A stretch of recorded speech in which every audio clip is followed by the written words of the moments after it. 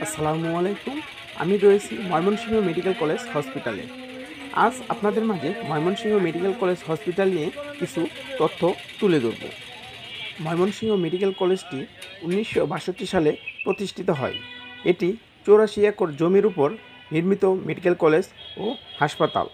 ময়মনসিংহ শহরের প্রাণকেন্দ্র বাগমারা মোড় হতে চরপড়া পর্যন্ত এই ময়মনসিংহ মেডিকেল কলেজ হসপিটালটি বিস্তৃত। এ কলেজে প্রতি বছর 230 জন বাংলাদেশি এবং 30 জন বিদেশি ও 50 জন বিডিএস কোর্সের জন্য মোট 310 জন শিক্ষার্থী ভর্তি করানো হয়। ময়মনসিংহ নগরী বাংলাদেশের অনেক পুরনো ও ঐতিহ্যবাহী একটি নগরী। বর্তমানে এটি বিভাগ হয়েছে।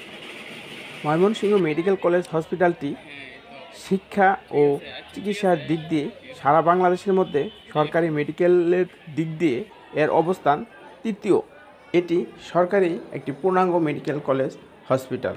তবে এটির চিকিৎসা অন্যান্য সরকারি মেডিকেল কলেজের মতোই হয়ে থাকে।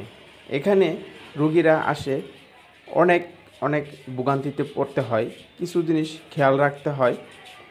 এখানে অনেক দালাল রয়েছে, বিশেষ করে আনসার আর ওয়ার্ড বয়, এরা অনেক দালালি করে। এরা বিশেষ করে ওই অ্যাম্বুলেন্স, এদের ক্ষেত্রে একটু খেয়াল রাখতে হয়।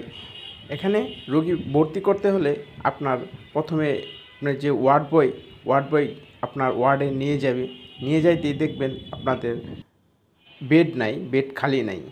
ওয়ার্ড বইয়ের সাথে লিঙ্ক করলে ওয়ার্ড বয়কে কিছু টাকা পয়সা দিলে ওয়ার্ড বয় একটা বিছানার ব্যবস্থা করে দেয়। এই হলো ওয়ার্ড বইয়ের কাহিনী। আর হচ্ছে আনসার বাহিরে যে থাকে, ওরা ওই অ্যাম্বুলেন্সের সাথে লিঙ্ক করে আপনার অ্যাম্বুলেন্স লাগবে, তারা অ্যাম্বুলেন্সের সাথে আপনার ওই অ্যাম্বুলেন্স থেকে তারা এইভাবে পার্সেন্টেজ খায়। তবে এসব হসপিটালে অনেক দুর্নীতি হয়। সরকারি হসপিটালে চিকিৎসা হয়, চিকিৎসার পাশাপাশি অনেক দুর্নীতি হয়। এগুলো প্রশাসন দেখেও না দেখার বান করেই চলে। এভাবেই চলছে, প্রতিটা সরকারি হসপিটালে চলছে, তো চলবে, এভাবেই চলছে, দেখার কেউ নেই।